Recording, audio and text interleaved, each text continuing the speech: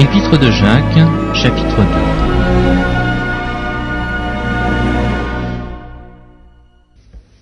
Mes frères, que votre foi en notre glorieux Seigneur Jésus-Christ soit exempte de toute acception de personne. Supposez en effet qu'il entre dans votre assemblée un homme avec un anneau d'or et un habit magnifique, et qu'il y entre aussi un pauvre misérablement vêtu.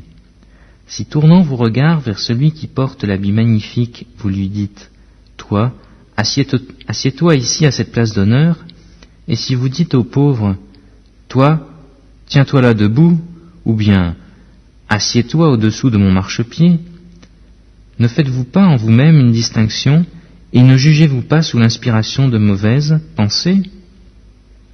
Écoutez, mes frères bien-aimés. Dieu n'a-t-il pas choisi les pauvres aux yeux du monde pour qu'ils soient riches en la foi et héritiers du royaume qu'il a promis à ceux qui l'aiment ? Et vous avilissez le pauvre ? Ne sont-ce pas les riches qui vous oppriment et qui vous traînent devant les tribunaux ? Ne sont-ce pas eux qui vous outragent le bon nom que vous portez ? Si vous accomplissez la loi royale, selon l'Écriture, « Tu aimeras ton prochain comme toi-même », vous faites bien. Mais si vous faites exception de personne, vous commettez un péché. Vous êtes condamnés par la loi comme des transgresseurs. Car quiconque observe toute la loi, mais pêche contre un seul commandement, devient coupable de tous. En effet, celui qui a dit « Tu ne commettras point d'adultère » a dit aussi « Tu ne tueras point ».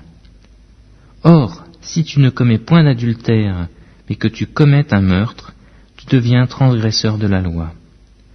Parlez et agissez comme devant être jugés par une loi de liberté, car le jugement est sans miséricorde, pour qui n'a pas fait miséricorde.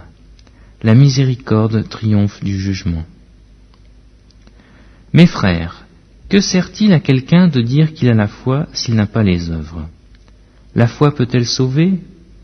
Si un frère ou une sœur sont nus et manquent de la nourriture de chaque jour, et que l'un d'entre eux vous leur dise « Allez en paix », chauffez-vous et vous rassasiez, et que vous ne leur donniez pas ce qui est nécessaire au corps, à quoi cela sert-il ?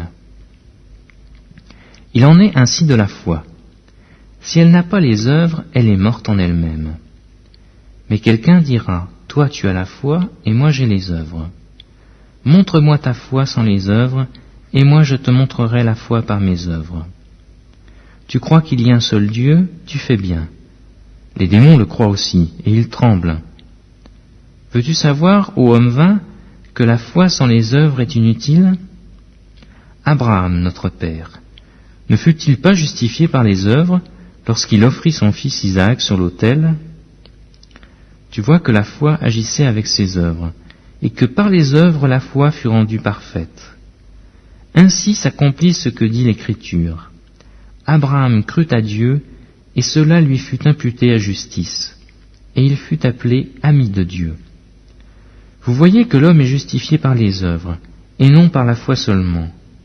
Rahab, la prostituée, ne fut-elle pas également justifiée par les œuvres, lorsqu'elle reçut les messagers, et qu'elle les fit partir par un autre chemin ? Comme le corps sans âme est mort, de même la foi sans les œuvres est morte.